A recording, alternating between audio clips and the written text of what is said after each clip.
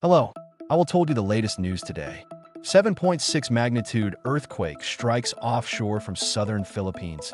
A 7.4 magnitude earthquake Friday morning off the southern Philippines damaged buildings, knocked out power, killed at least one person, and prompted evacuations of coastal areas nearby due to a possible tsunami. President Ferdinand Marcos Jr. said the potential damage was being assessed and rescue teams and relief operations were being prepared and would be deployed when it was safe to do so. The Philippine Institute of Volcanology and Seismology said it was expecting damage and aftershocks from the earthquake, which was centered at sea about 38 miles southeast of Manay Town in Davao Oriental Province and was caused by movement in the Philippine Trench at a depth of 14 miles.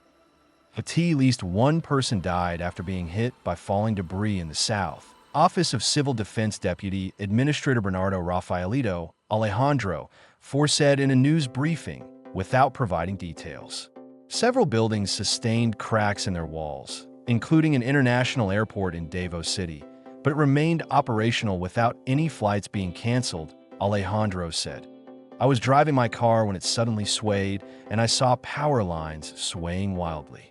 People darted out of houses and buildings as the ground shook and electricity came off. June Saavedra, a disaster mitigation officer of Governor Generoso Town in Davao Oriental, told the Associated Press by cell phone.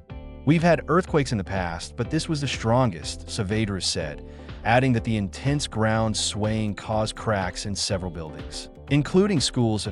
At least 50 students from a high school in his town were brought to a hospital by ambulance after sustaining bruises, fainting, or becoming dizzy due to the earthquake, Saavedra said. Gov.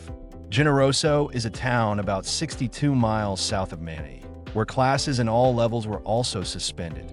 Children evacuated schools in Davao City, which has about 5.4 million people and is the biggest city near the epicenter, about 155 miles west of Davao Oriental Province.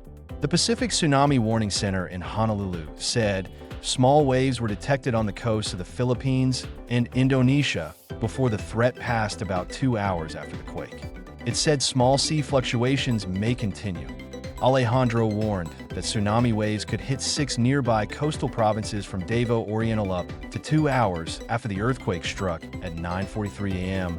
We urge these coastal communities to be on alert and immediately evacuate to higher grounds until further notice, Alejandro said in a video news briefing that Indonesia's Meteorology, Climatology, and Geophysics Agency said small tsunami waves were detected in North Sulawesi province with heights ranging from 1.3 to 6.7 inches in Malangwain, Bio, Esang, and Ginalo in Talad Islands districts.